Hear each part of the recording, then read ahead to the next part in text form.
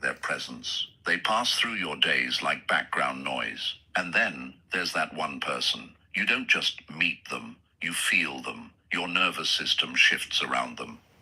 Your mind goes quiet for a moment, as if something older than you is whispering, "Oh, there you are." You can't fully explain it. You might not even have the words for it, because logically it doesn't always make sense. Maybe your lives are very different. Maybe the timing is terrible. Maybe your relationship status, age, culture, or circumstances don't align on paper. And yet, something in you recognizes something in them. Not in a loud, dramatic way. More like a deep hum under the surface. A resonance. A frequency your soul has been tuned to for years without knowing why. Carl Jung would talk about this as the meeting of unconscious with unconscious, archetype with archetype. Two inner worlds recognizing each other before the conscious mind catches up. You call it chemistry, connection, fate, destiny. Whatever word you use, the feeling is the same. This isn't just anyone. This is different. Before we go deeper into this, take a second right now.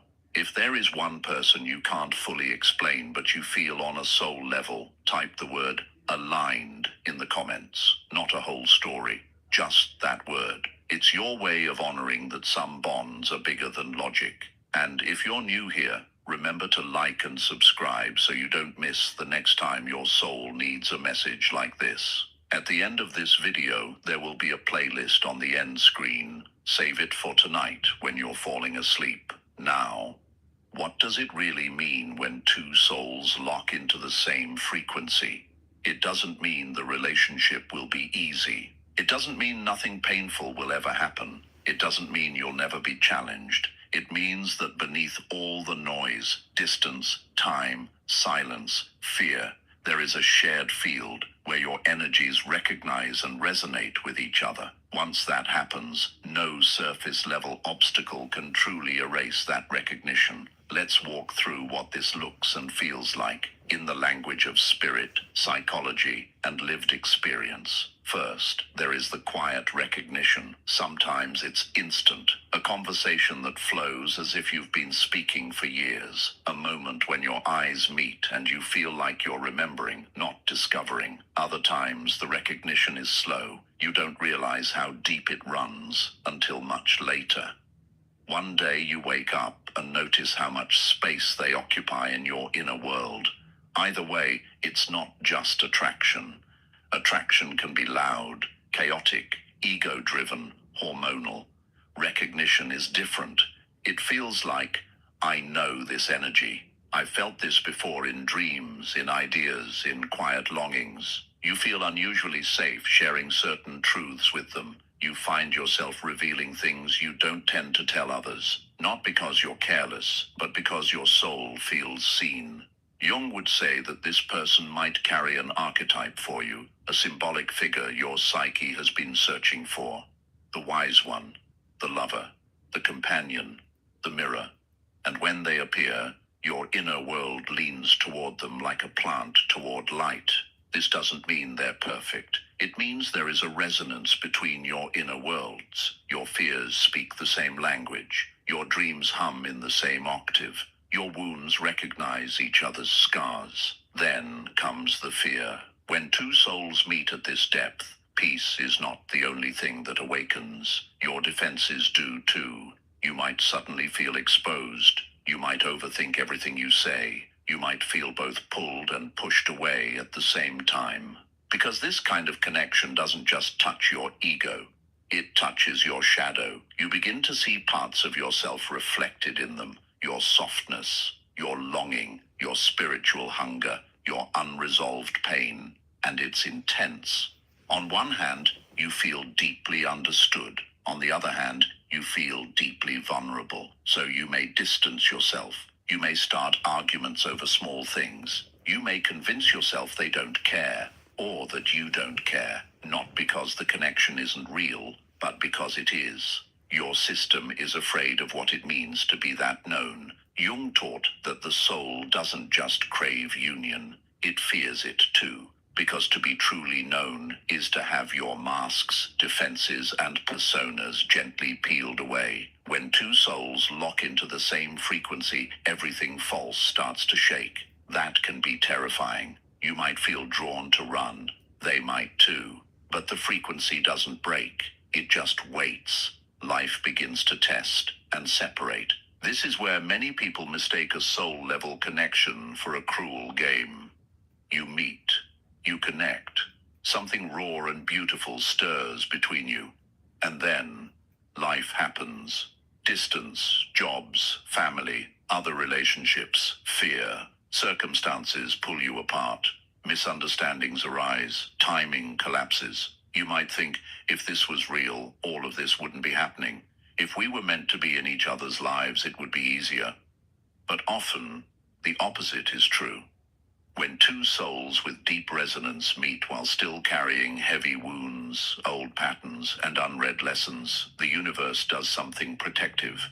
It creates distance, not to break the bond, but to mature it.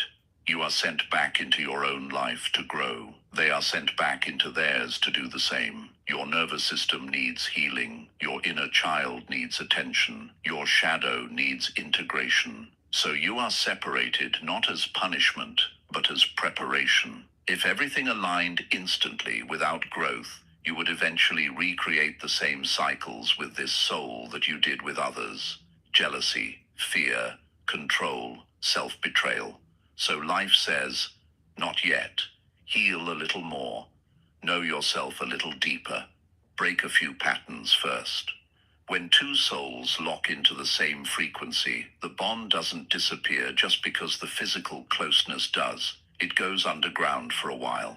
You might feel them in your dreams. You might think of them at random times. You might go months without contact, and then suddenly, there they are in your mind or on your screen. The thread remains, even when you are not holding it in your hands. If this is already stirring something in you, if there is someone you feel deeply connected to, even through distance, take a second now and like this video and subscribe so you don't miss the next message your heart needs. Later tonight, when you're about to sleep, you'll see a playlist at the end screen. Hit play and let it run while you drift off. Your body will rest, but your deeper mind will keep listening and processing. Now, let's go deeper into how this frequency shows up once growth begins. Your lives start to mirror each other's inner work. Without even trying, you may find that your healing journeys begin to echo each other. You might start therapy, and later hear they did too. You might leave a relationship that wasn't good for you, and discover they've been re-evaluating theirs. You might begin focusing on your purpose, and they step toward theirs. It's as if your souls are in quiet conversation behind the scenes. You both feel pushed to become more authentic, to stop pretending, to stop settling, to stop living half-lives.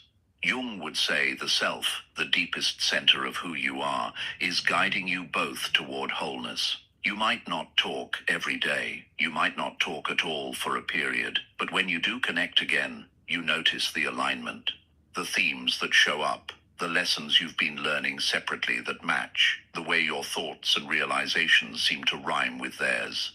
This is what it looks like when two souls tune themselves, step by step, to a cleaner, clearer version of their shared frequency. It doesn't mean you're obsessing over each other. It means your evolution is interwoven, not in a desperate I can't be okay without you way, but in a quiet I am becoming more myself, and somehow you are too way.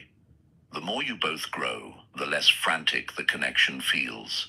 It becomes less about grasping and more about recognizing yourself in them, recognizing them in yourself. You begin to feel them beyond contact. One of the strangest parts of soul-level resonance is this. You can sense each other without direct communication. You might feel a wave of sadness or heaviness, and later find out they were going through something. You might think of them intensely out of nowhere, and shortly after, they appear in your notifications. You might sense when they've shifted, grown, opened, or shut down emotionally. You're not imagining it. When two souls share an energetic frequency, there is an invisible line between you, spiritual, emotional, psychological. Your mind may doubt it, your ego may argue, but your intuition feels it. You could be thousands of miles apart and still feel their presence in subtle ways. A song, a phrase, a sudden urge to pray for them. This isn't about trying to control or monitor them. It's not a license to obsess or spy energetically. It's more like an awareness, a knowing that this connection exists in a field beyond physical proximity. And because of that, physical distance alone cannot sever it. Boundaries can protect you from unhealthy dynamics. Time can soften the intensity. Choice can decide whether you continue to build a life together or not. But the pure recognition that click your soul felt doesn't simply vanish. It becomes part of your inner landscape. There is a deep respect for each other's path. When you're caught in ego-based attachment, you want to possess the person. You want them with you, in your timeline, on your terms. If they move in a direction that doesn't include you, you feel betrayed.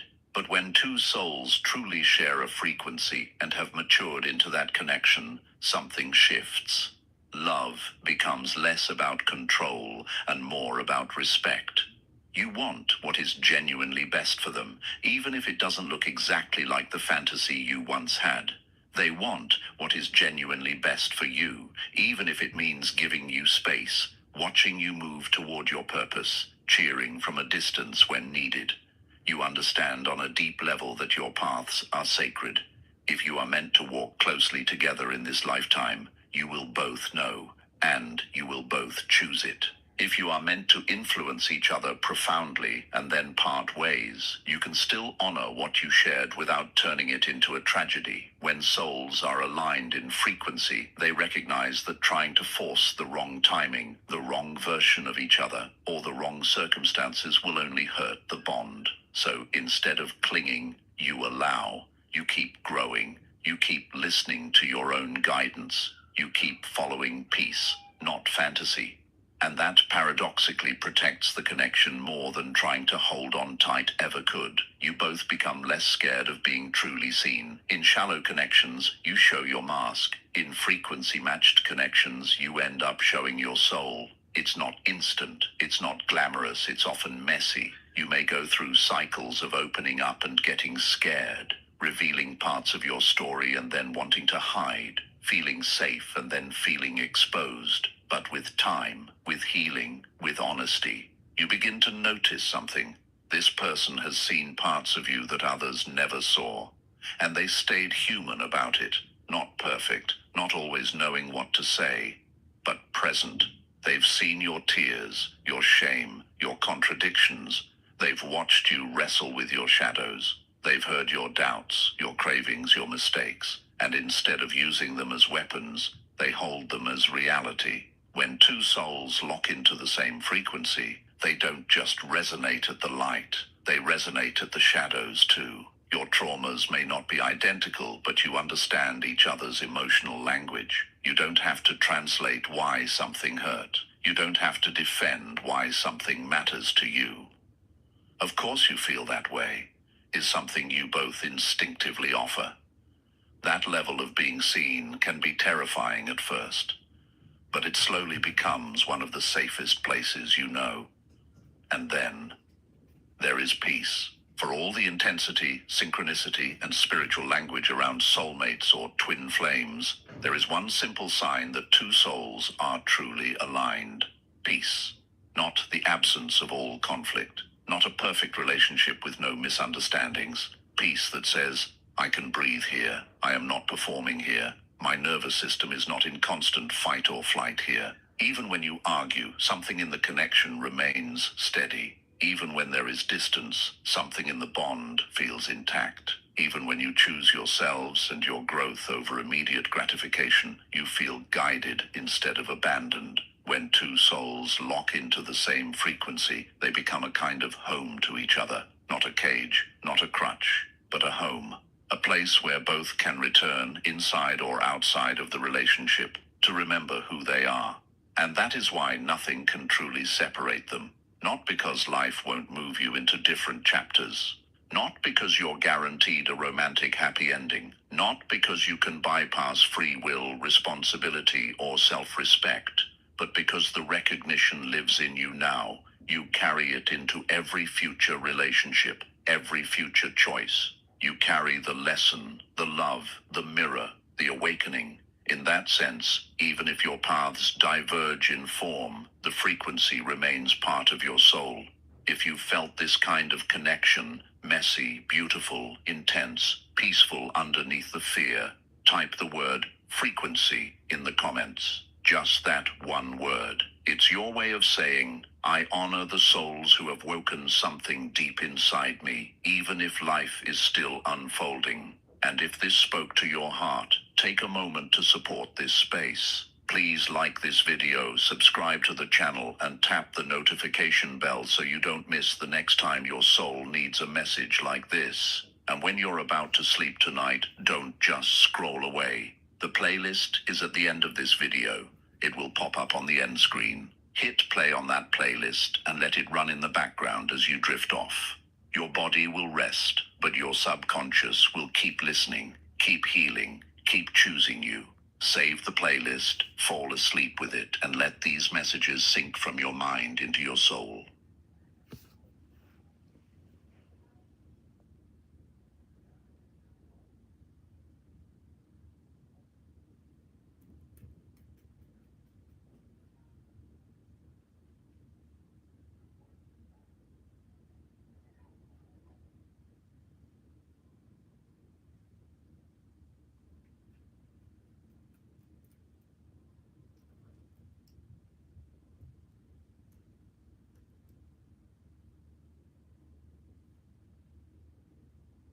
Here they come, yo. Here they come.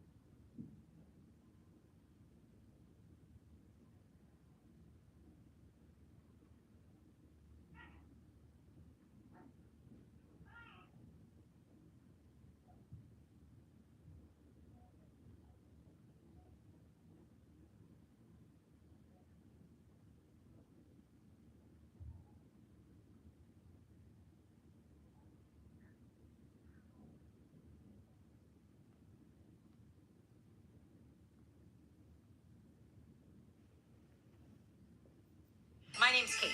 A Hallmark limited holiday series. Thanks to my friend.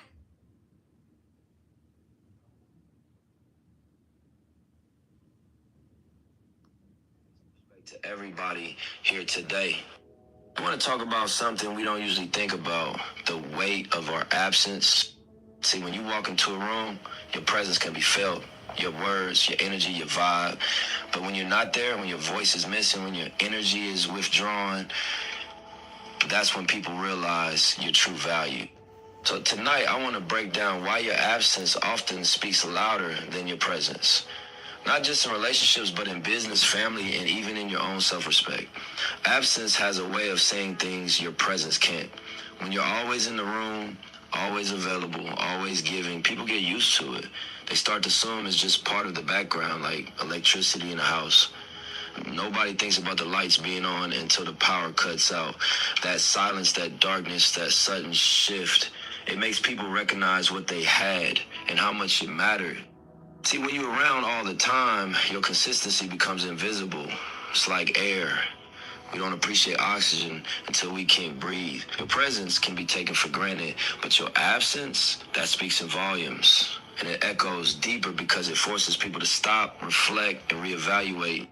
Think about music. Everybody loves the drop, the melody, the rhythm, but you don't really notice how important the beat is until it cuts out.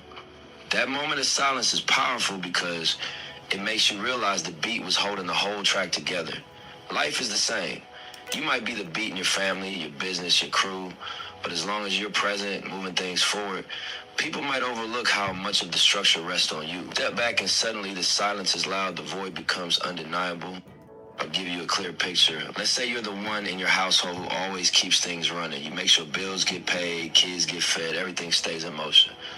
As long as you're doing it, nobody says much. They might even think it's simple, like it's just supposed to happen.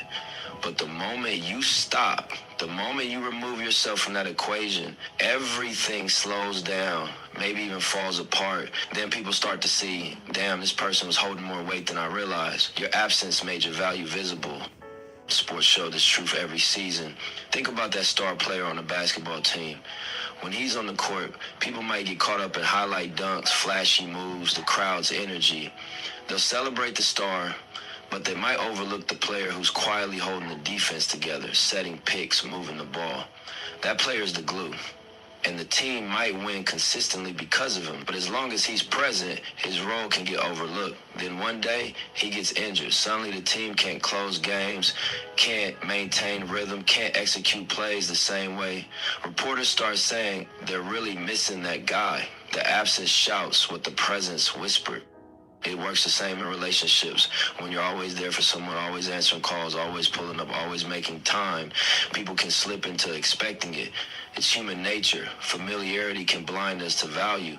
But the second you take a step back, the second you stop overextending yourself, that silence hits them. They start asking, where they at? Why haven't they called? Why didn't they show up? And that absence makes them realize, yo, this person brought something into my life I can't replace easily. Absence has another layer too. It brings clarity not just to others, but to you. Because sometimes when you're constantly present, you start to forget your own worth. You think this is just what I do. This is who I am. But when you step away and see how things shift without you, it reminds you of your impact. It gives you perspective on the influence you carry. That realization is fuel. It makes you move differently, speak differently, demand a different level of respect. Think about the workplace. There's always that one person who carries the load quietly. Maybe they're not the boss, maybe they're not the loudest, but they keep the projects moving, keep the systems alive. Everyone assumes that's just part of the job until that person takes vacation or leaves. Suddenly deadlines pile up, communication breaks down, and everybody's scrambling. That absence proves what presence couldn't. This person was the backbone. Your biggest fear came true. Your beloved pet is suddenly missing. In your personal life too. Maybe you were always the friend checking in, making plans, keeping the circle alive. And when you stopped, when you said, let me see who calls me first, you noticed the phone didn't ring. That absence showed you who really valued your presence and who just relied on it. Painful? Yeah, but also powerful.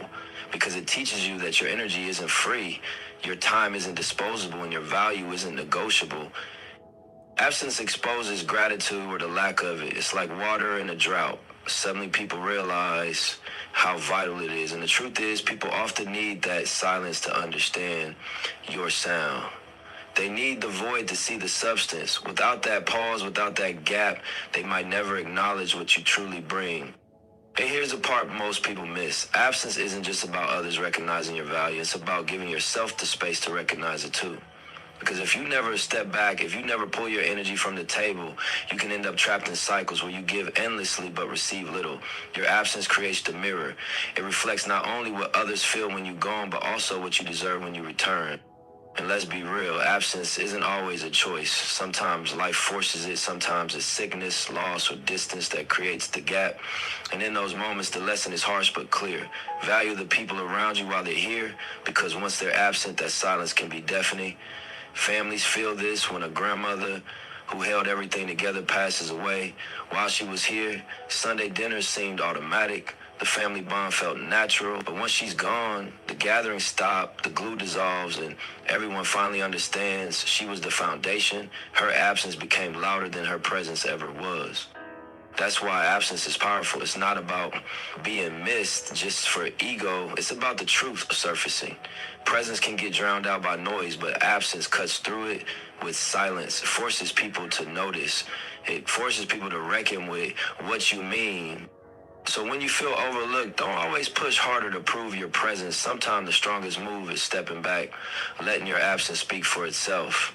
Because the beat doesn't have to remind the song it's essential. When it drops out, the whole room already knows. Respect is something you can't beg for, can't demand, and can't buy. It's something that grows when you move with discipline and conviction. A lot of people think respect comes from being loud, always being in the spotlight, always having something to say. But the truth is, respect comes when you know how to fall back, when you don't force yourself into every room, every conversation, every situation. That's when people start to recognize your presence in a different way. Not because you're constantly reminding them, but because your silence sets a boundary they can't ignore. Absence becomes a line in the sand. It says, I know who I am. I know what I bring. I don't need to prove it by showing up everywhere. That kind of restraint makes people look at you differently. It tells them your time isn't cheap, your energy isn't unlimited, and your attention has value. You're not desperate to be included, and that absence builds a kind of respect presence alone can't always secure. Think about it. When someone's constantly in your face, always talking, always trying to convince you of their importance, eventually their words lose weight. But when someone knows how to pull back, when they choose their moments carefully, suddenly their voice carries power. People listen because they don't hear it all the time. It's like a rare gem. The scarcity creates value. Relationships show this lesson all the time. When you're chasing validation, when you're always present, always available, people stop valuing that availability. It becomes expected. But when you set boundaries, when you say, I'm not going to force my presence just to be noticed, that absence demands respect. It shifts the dynamic. Instead of you chasing recognition, recognition starts chasing you. People start asking where you've been, what you're doing, why you're not around, and the answer is simple. You respect yourself enough not to need constant validation. That's a boundary people have no choice but to acknowledge. In business, this truth is even louder. The most powerful voices in a company or an industry are not the ones constantly begging for a seat at the table. They're the ones whose work speaks when they're not in the room.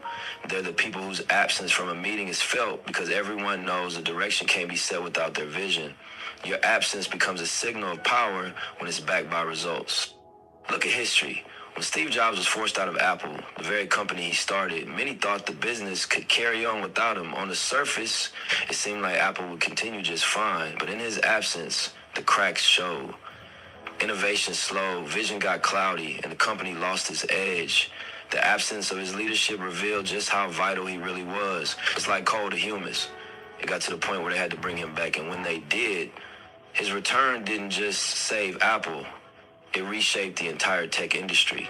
The world saw that his absence had spoken louder than his presence ever could. It wasn't about him forcing himself back in. It was about the undeniable respect earned by stepping away and letting the results prove his worth. And it doesn't just apply to global icons or tech giants. It applies to you and me. Let's say you're part of a team, a crew, a community. If you're constantly inserting yourself, constantly needing to be seen, you might get attention, but you won't necessarily get respect. Attention fades, respect lasts. And often, respect grows in the spaces you leave behind. When you're not in the room and people are still speaking your name, that's when you know your absence has created something presence couldn't. Absence is also a form of discipline. It shows You're not controlled by ego. Ego wants to be everywhere, seen by everyone, validated every second. Discipline says, I ain't need that. I move on my own terms. And that kind of restraint makes people respect you because it proves you're not thirsty for attention. You're secure enough in your value to know it'll speak, whether you're there or not. Think about your favorite artists, leaders, or mentors. The ones who don't flood every platform, every conversation, every headline. They choose their moments. And when they do show up, it's impactful. That's the respect absence creates.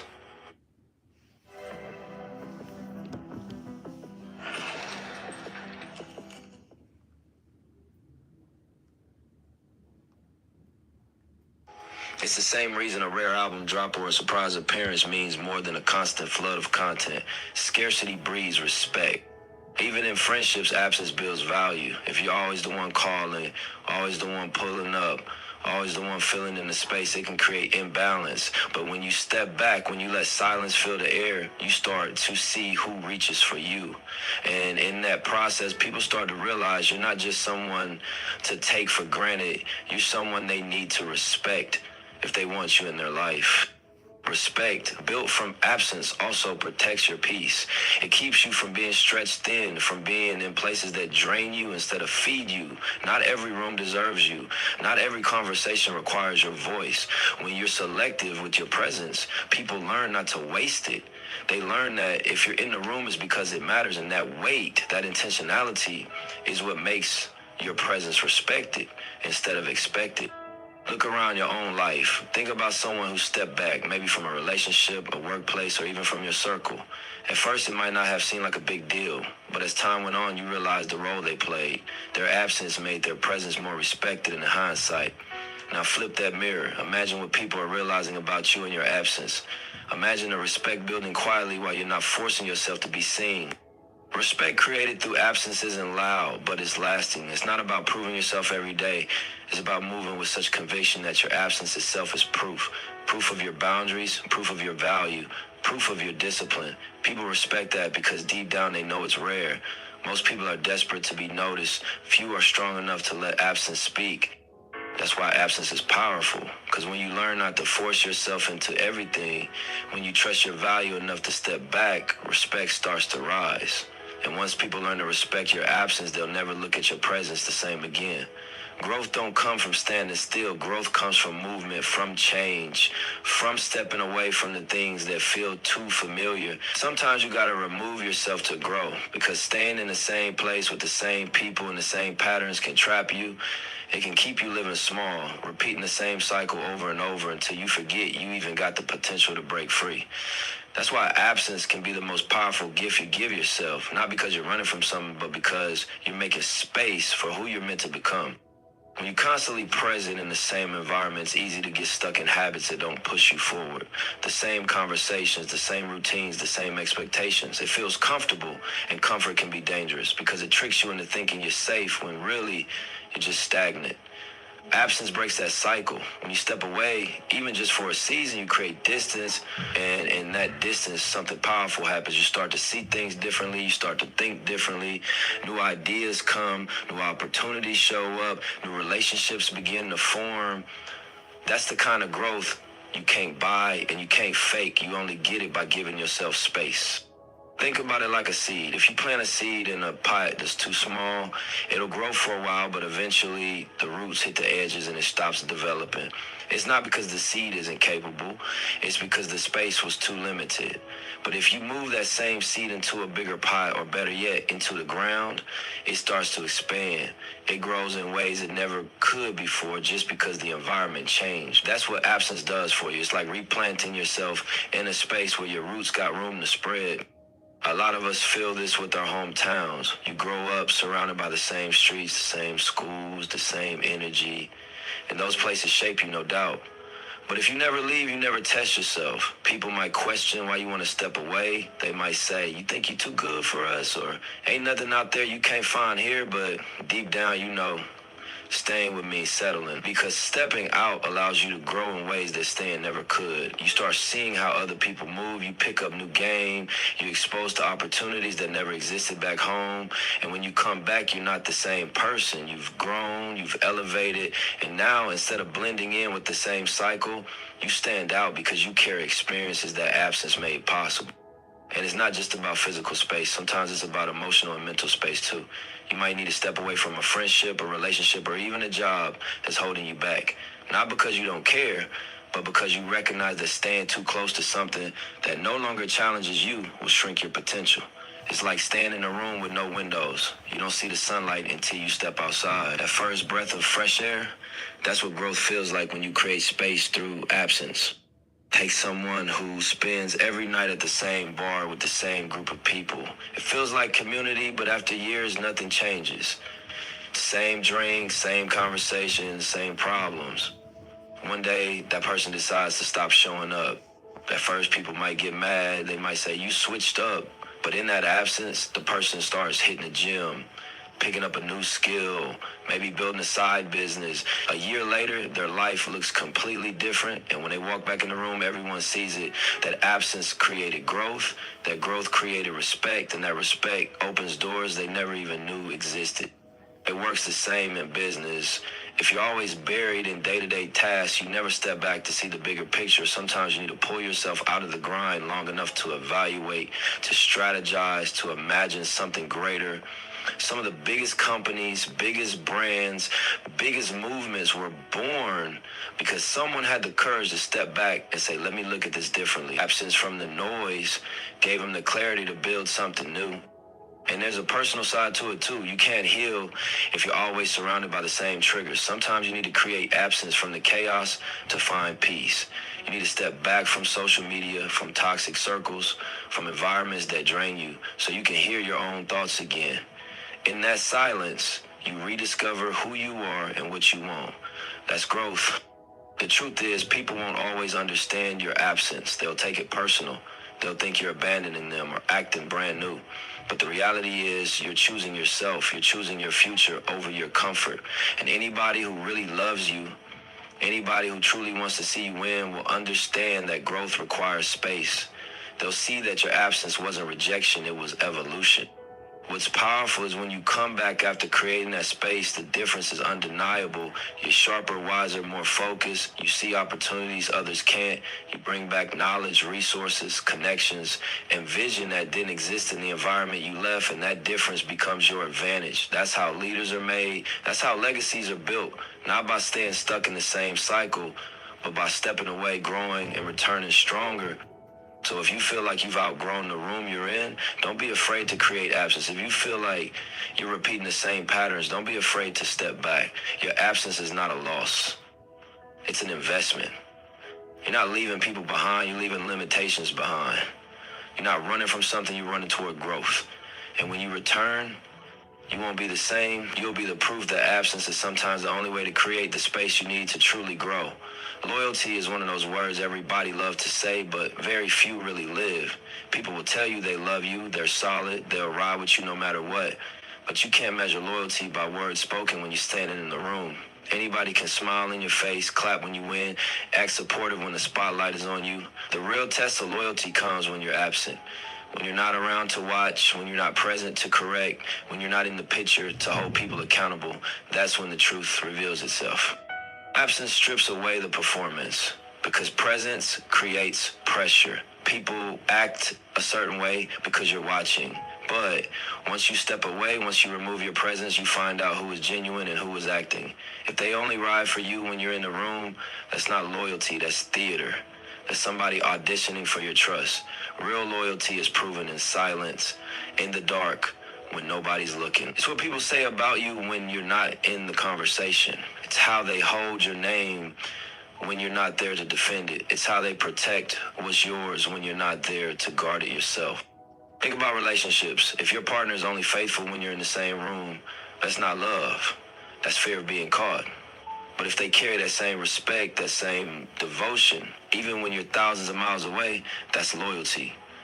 It's the same with friendships. If your so-called friends hype you up when you're around but tear you down when you leave, their presence is fake. Absence exposes them. The people who are really down for you will represent you correctly, whether you're standing there or not. One of the clearest examples is soldiers deployed overseas. They can't be home for every birthday, every family dinner, every school play. Their absence is heavy, but it also becomes a test. The family that stays committed, that continues to honor their role, that holds things down while they're away, shows the depth of that bond. Loyalty isn't in saying I love you on the phone. Loyalty is in the sacrifices made when that person isn't around to witness. Okay, it's the same principle in business, in friendships, and any partnership worth building.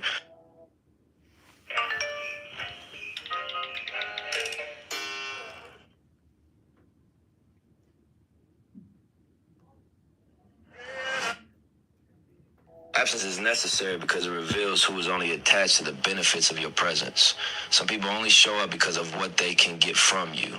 Your energy, your money, your connections, your shine. As long as you're there, they're there. But step away and watch how quickly some disappear. That absence exposes the truth. Because loyalty doesn't leave when the perks do. Loyalty stays consistent even when the presence is gone. Sometimes you need to test it. You need to step back just to see who still reaches out, who still checks in, who still holds it down without you having to remind them. You'll be surprised how absence clears the fog. People you thought were rock solid will fade, and people you barely noticed will rise up and show love in ways you didn't expect. That's the beauty and the pain of absence. It rearranges your circle for you. Look at business. A lot of leaders think their team is solid until they step away. When they're in the office, everyone's on time, everybody's grinding, but when they're gone, that's when you see the truth. Does the team still move with integrity? Do they still chase the vision when you're not hovering? If the answer is yes, you've got loyalty. If not, you've got performers. And performers can't build legacy with you. Think about legacy builders, people who lead movements, people who start something bigger than themselves. They're not present for every moment, every decision, every small detail, but loyalty is what keeps their vision alive in their absence. The people around them, the ones who understand the mission, carry it forward even when the founder isn't in the room. That's the kind of loyalty absence reveals. Loyalty to the vision, not just loyalty to the faith. Absence also shows you who's committed to you, not just the version of you they see in public. When you strip away the appearances, when you're not shining or succeeding, who's still in your corner? Who's there when the lights are off, when the money's tight, when the road gets hard? That's the kind of loyalty you can only recognize when your presence is missing. And it's not always easy. Sometimes the truth absence reveals hurts. You realize people you thought were family were only fans of your presence. You realize relationships you thought were unbreakable were fragile all along. It's a painful lesson, but it's also a necessary one, because once you see it, you stop wasting energy on the wrong people. You stop giving loyalty to those who don't deserve it. You start protecting your circle, valuing the ones who proved themselves when you weren't around. Absence also creates gratitude for the ones who are real, because when you step away and see who held you down, that loyalty becomes priceless. It's easy to ride with somebody when everything's smooth and visible, but when they ride with you in the shadows, when they defend you in conversations you'll never hear, when they hold your position without asking for credit, that's loyalty, and that's rare. Think about it. How many times has someone told you, I got you? How many times have they said, I'm here no matter what? Now compare that to the number of people who actually lived up to those words when you weren't around to keep score. The gap between those numbers is the difference between talk and loyalty. Absence measures it for you. That's why you can't fear absence. You can't be afraid to step back, to disappear for a season, to let space test the bonds around you. Because if it falls apart without you, it wasn't real. But if it holds strong in your absence, you know you've got something solid. Loyalty isn't proven in your presence. It's proven when you're not there to see it. And the ones who stay true in your absence, those are the ones you build with. Those are the ones you trust with your vision. Those are the ones who will carry your name with honor, whether you're in the room or not. Energy is everything. It's the currency of your life. Thank you so much for being here with me on the live stream. I woke up about an hour ago. I'm here laying down on my sofa bed, zen, relaxing.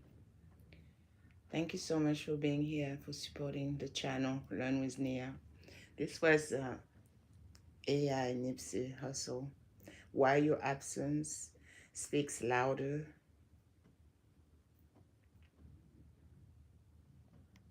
Here is me. Why your absence speaks louder than your presence.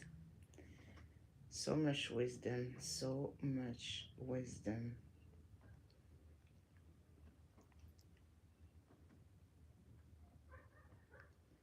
It's 2 in the morning and I can't sleep. I can't go back to sleep. So I said, let me go on YouTube and see how's my amazing YouTube family is doing. Thank you for being here. Whoever is still here, I appreciate you. I have a new mod. I just made you my mod. Thank you so much. I appreciate you. I feel so good. I feel really relaxed. Peace, peace, peace. That's what we need, inner peace. We need to feel tranquility, serenity. We need to feel this amazing sensation where there's no headaches, drama, where there's no one trying to ruin our days, no one trying to sabotage what we're trying to build, what we are creating. It's so important. And also your mindset. Mindset is everything. I was listening to one of my videos that I made in 2023 in my other channel on YouTube, where I explain how mindset matters, and it's so important.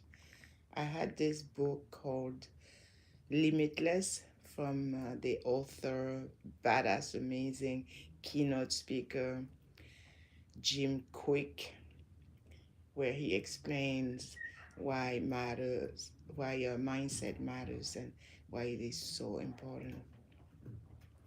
And I remember listening to the video that I made 2 years ago, and I forgot all about it. I will post it on the community so you can watch it. It's a few minutes video, and it explains what Jim Quick is teaching in the book. And actually, there was an article I was reading. It says the 11 reasons why mindset matters. I probably will post that tomorrow. So I'm on Google on my phone here. Mindset matters because it's the lens through which you view the world, shaping your beliefs, attitudes, and behaviors, profoundly impacting your resilience, motivation, and ability to overcome challenges. Yes, we need that ability to overcome difficulties, hardships.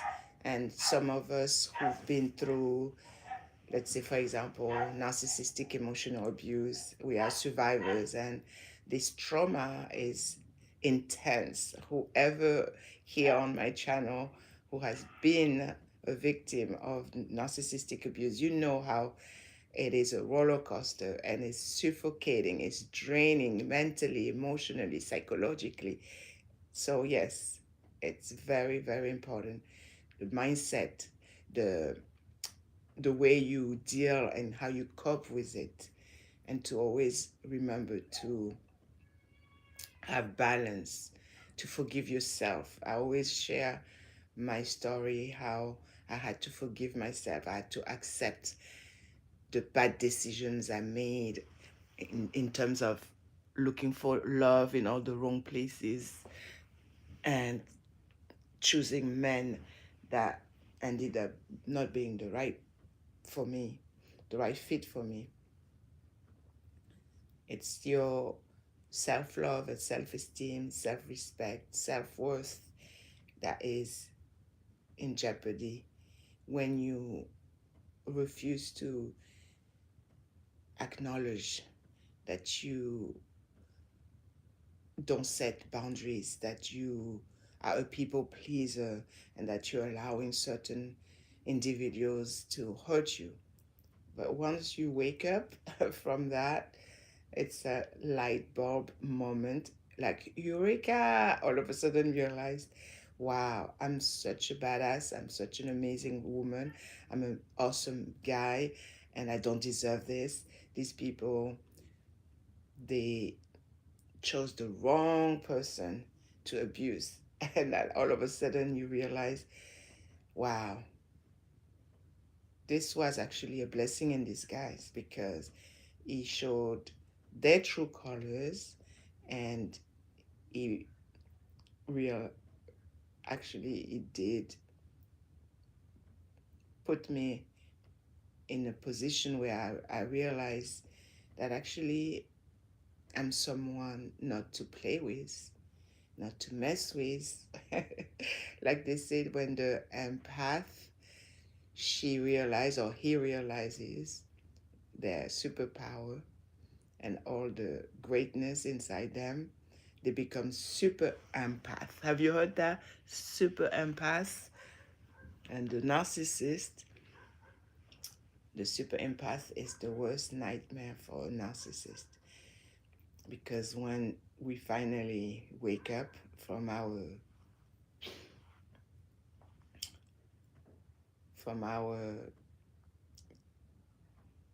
slumber, I would say, and we truly, truly recognize our greatness and that light that we have, that power inside us, and all these abilities, because we can forgive the worst. Yes, us empaths, we forgive the worst. People that have hurt us, that have lied about us, that had lied to us to our face. We tolerate so much. We put up with so much nonsense. But once we finally decide to put an end to a relationship, to a toxic situationship, that's it. It's game over. So we take it as a blessing in disguise, and we see it as a life lesson. Yes, we were abused, but guess what? Now we are stronger, wiser, more knowledgeable, and we can be a source of incredible knowledge.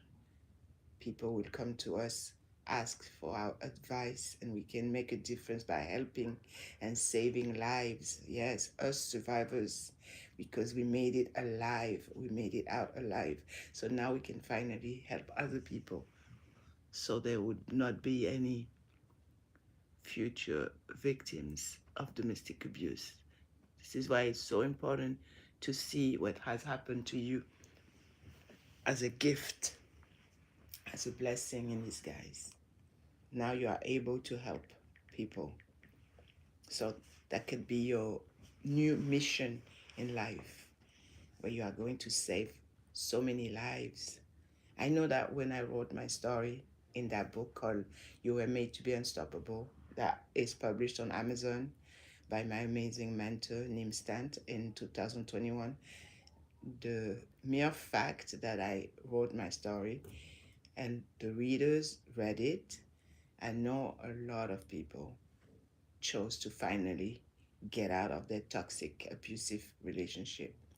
So, thanks to my story, thanks to what I have been through, my big, big mess, like I call it, it's a big mess, but thanks to that mess, now I have that amazing message. So, yes, see it as a positive thing, as something absolutely amazing. So yes, mindset matters. You need to visualize it that way. Like it was a blessing in disguise. And thanks to this, now you have this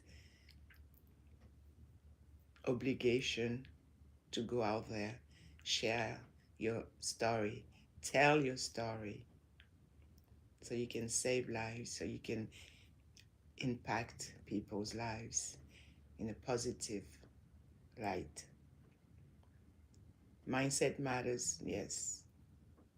It will impact your resilience, motivation, and your ability to overcome challenges, difficulties, hardships. So Google says with a growth mindset, believing abilities can be developed, fostering learning and success, while a fixed mindset, believing traits are static, can limit potential, ultimately determining how you handle failure, embrace opportunities, and achieve your goals.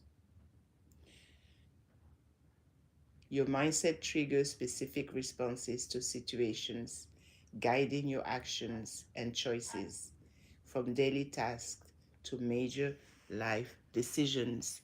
For example, you going to a different country, moving somewhere else, taking your whole family with you, uprooting them. Maybe your children want to stay here in America and you are fed up living here and you want to go. Let's say you want to go to South America or you want to go to Africa, you want to go live in the jungle. So these are decisions that you have to really think through and not take lightly, because it's going to impact not just your life, but the life of your loved ones. Mindset also influences and shapes our reaction to failure. A growth mindset sees setbacks as learning opportunities, yes. While when you have a fixed mindset, you will view those setbacks as proof of maybe you not being adequate or not impactful when it comes to being consistent and being disciplined. Mindset also builds resilience, believing in your capacity to improve. That will empower you to persevere through obstacles, making you more resilient. Drives motivation and effort, because mindset will fuel your drive to put in effort, recognizing that hard work develops talent rather than relying solely on innate ability. It also fosters creativity, innovation, because it encourages you to take risk. And it's so important that you are open to take risk, because you will grow by taking risk and you will become a better you. It also determines achievement, because you realize your potential, right? So in essence, your mindset acts as a filter. It will decide whether challenges become like insurmountable walls or stepping stones on your path to personal and professional growth, which is super, super important. We are human beings, we are animals, creatures that need to constantly develop and grow.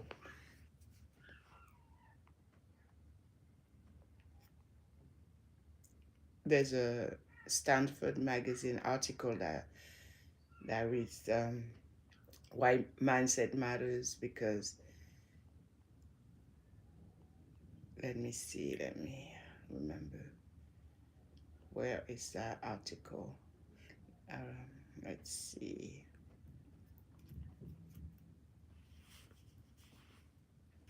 Okay, let me read it instead of thinking about it and making a mistake by memory. Let me just read it.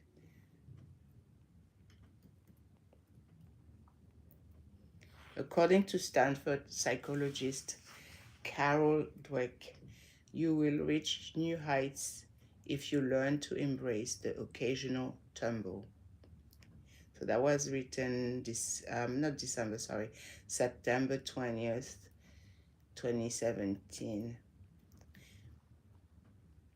One day last November, psychology professor Carol Dweck welcomed a pair of visitors from the Blackburn Rovers, a soccer team in the United Kingdom's Premier League.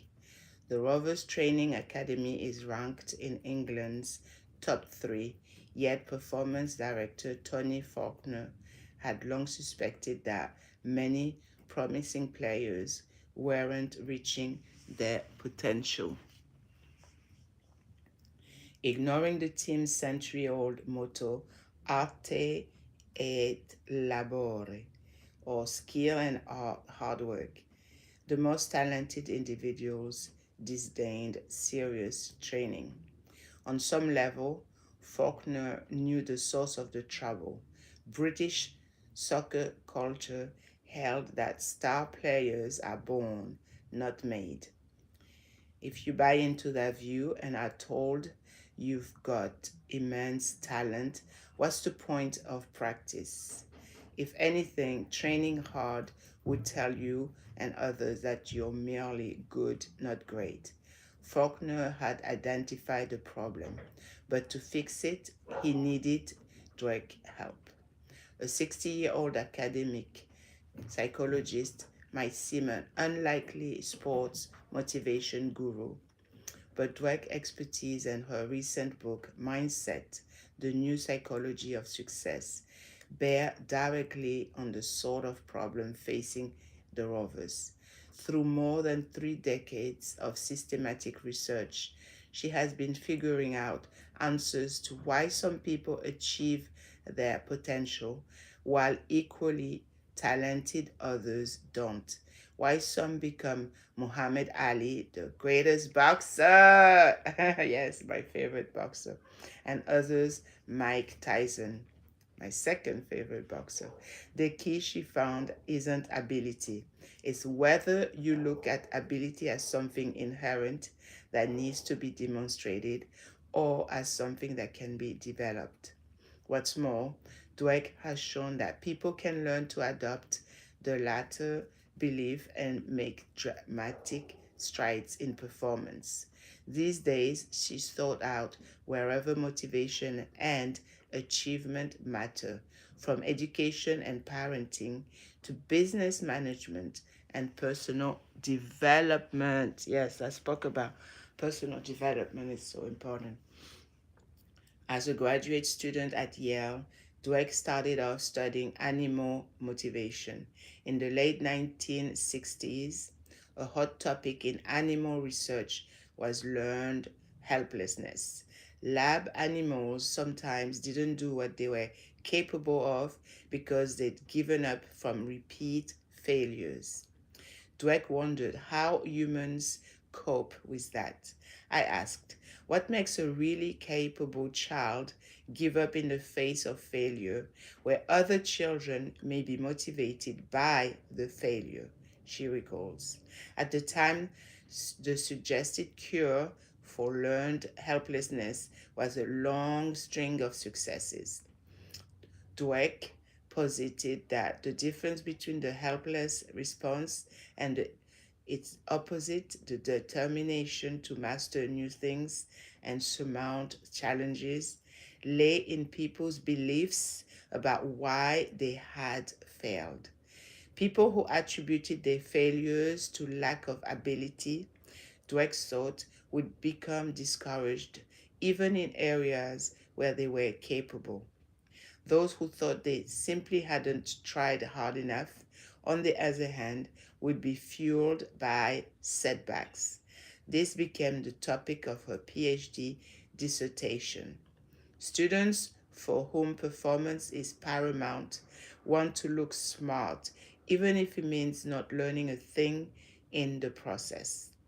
Dweck and her assistants ran an experiment on elementary school children whom school personnel had identified as helpless. These kids fit the definition perfectly. Perfectly. If they came across a few math problems they couldn't solve, for example, they no longer could do problems they had solved before. and some didn't recover that ability for days. Through a series of exercises, the experimenters trained half the students to chalk up their errors to insufficient effort and encouraged them to keep going. Those children learned to persist in the face of failure and to succeed. The control group showed no improvement at all, continuing to fall apart quickly and to recover slowly. These findings, said Dweck, really supported the idea that the attributions were a key ingredient driving the helpless and mastery oriented patterns.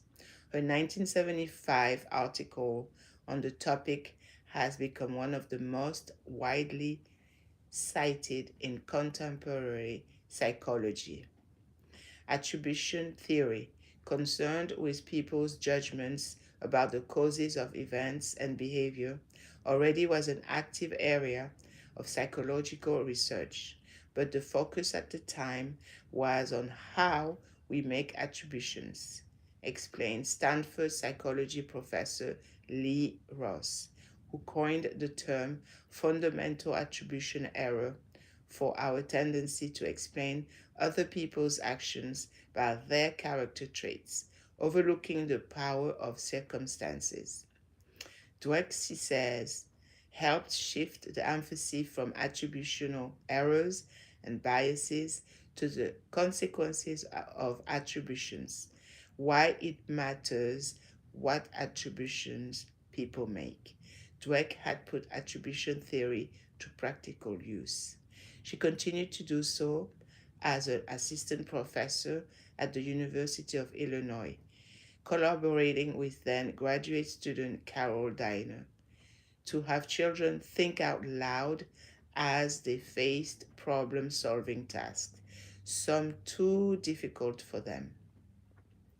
The big surprise, some of the children who put forth lots of effort didn't make attributions at all. These children didn't think they were failing.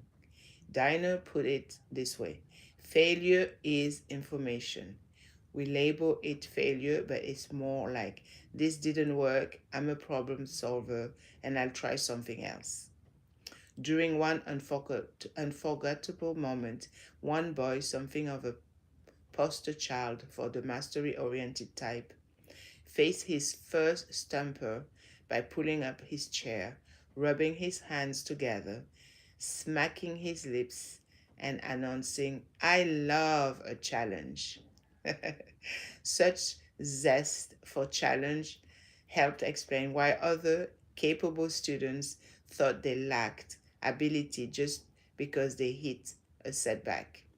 Common sense suggests that ability inspires self confidence, and it does for a while, so long as the going is easy.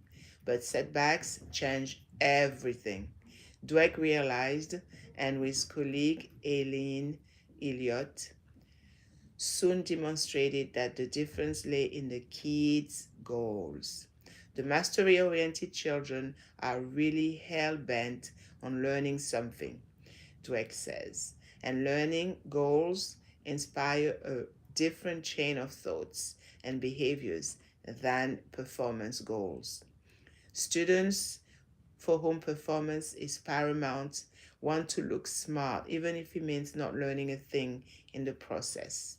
For them, each task is a challenge to their self image, and each setback becomes a personal threat. So they pursue only activities at which they're sure to shine and avoid the sorts of experiences necessary to grow and flourish in any endeavor. Students with learning goals, on the other hand, take necessary risks and don't worry about failure because each mistake becomes a chance to learn. Yes, I remember years ago, one of my professors was telling me that, yes, taking risk is very good. Student with learning goals, on the other hand, takes necessary risk and don't worry about failure because each mistake becomes a chance to learn. Dweck's insight launched a new field of educational psychology, achievement goal theory. Dweck's next question: what makes students focus on different goals in the first place? During a sabbatical at Harvard, she was discussing this with doctoral student Mary Bandura, daughter of legendary Stanford psychologist Albert Bandura. And the answer hit them. If some students want to show off their ability while others want to increase their ability means different things to the two groups. If you want to demonstrate something over and over, it feels like something static that lives inside of you. Whereas if you want to increase your ability, it feels dynamic and malleable. Drake explains. People with performance goals, she reasons, think intelligence is fixed from birth. People with learning goals have a growth mindset about intelligence, believing it can be developed. Among themselves, psychologists call the growth mindset an incremental theory and use the term entity theory for the fixed mindset. Wow, amazing. Growing up in Brooklyn in the 50s, Dweck did well in elementary school, earning a spot in a sixth grade class of other high achievers. Not just any spot, it turned out. Their teacher, Mrs. Wilson, seated the students in IQ order and even used IQ scores to dole out classroom responsibilities. Whether Mrs. Wilson meant to or not, she was conveying her belief in fixed intelligence. Dweck, who was in row 1, seat 1, believes Mrs. Wilson's intentions were good. The experience didn't scar her. Dweck said she already had some of the growth mindset, but she has shown that many students pegged as bright, especially girls, don't fare as well. Test nuts are notoriously poor at measuring potential. Take a group of adults and ask them to draw a self-portrait. Most Americans think of drawing as a gift they don't have, and their portraits look no better than a child's scribbles. But put them in a well-designed class, as Betty Edwards, the author of Drawing on the Right Side of the Brain, has, and the resulting portraits look so skilled it's hard to believe they're the work of the same talentless individuals. The belief that you can't improve stunts achievements. Culture can play a large role in shaping our beliefs. A colleague a college physics teacher recently wrote that in India, where she was educated, there was no notion that you had to be a genius or even particularly smart to learn physics. The assumption was that everyone could do it, and for the most part, they did. But what if you are raised with a fixed mindset about physics or foreign languages or music? Not to worry. Dweck has shown that you can change the mindset itself. The most dramatic proof comes from a recent study of low-achieving seventh graders. All students participated in sessions on study skills, the brain, and the like. In addition, one group attended a neutral session on memory while the other learned that intelligence, like a muscle, grows stronger through exercise. Training students to adopt a growth mindset about intelligence had a catalytic effect on motivation and math grades. Students in the control group showed no improvement despite all the others' interventions. Study skills and learning skills are inert until they're powered by an active ingredient. Students may know how to study, but they will not want to if they believe their efforts are futile. If you target that belief, you can see more benefit than you have any reason to hope for. The classroom workshop isn't feasible on a large scale. For one thing, it's too costly. So Dweck and Blackwell have designed a computer-based training model to simulate the live intervention. Their hip multimedia software called Brainology is still in development, but thanks to early buzz from a Time magazine article and Dweck's recent book, teachers have begun clamoring for it, one even asking to become a distributor. Unlike much that passes for wisdom about education and performance, Dweck's conclusions are grounded in solid research. She is no rah-rah motivational coach proclaiming the sky is the limit and attitude is everything. That's too easy. But the evidence shows that if we hold a fixed mindset, we are bound not to reach as high as we might. Wow.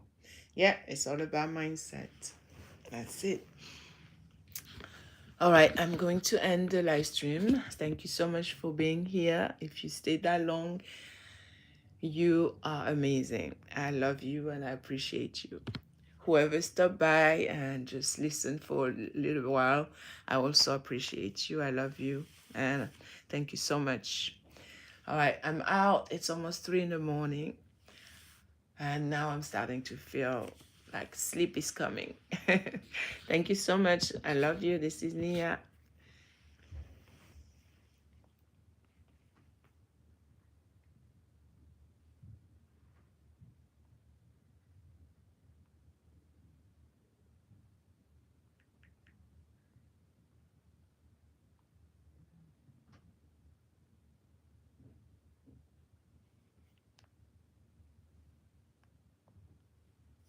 Have you ever wished you could step into a room, look at someone for just a moment, and instantly understand what they're feeling, what they're hiding, or what they truly want? Imagine the power that would give you, not to control people, but to connect with them on a level so deep that trust forms instantly and conversations become effortless. Think about how many opportunities we miss because we fail to notice the silent signals others are giving us. A smile that hides stress, a confident posture that masks doubt, eyes that flicker with fear, even as words pretend everything is fine. These signals are everywhere, and yet most people walk right past them, blind to the truth. But you don't have to be one of them. The truth is, every person you meet is constantly sending out messages, not with words, but with their body, their tone, their energy. If you learn how to read these messages, you unlock something extraordinary. You gain clarity in relationships, strength in negotiations, and wisdom in moments of uncertainty. Think about it. When you can read someone instantly, you don't waste time guessing what they mean. You don't wonder if they're being honest. You don't get trapped in confusion. Exactly. Learn to read the room. Learn to read body languages. Learn to read people. It will save you years of pain and sorrow. Love you. Good night.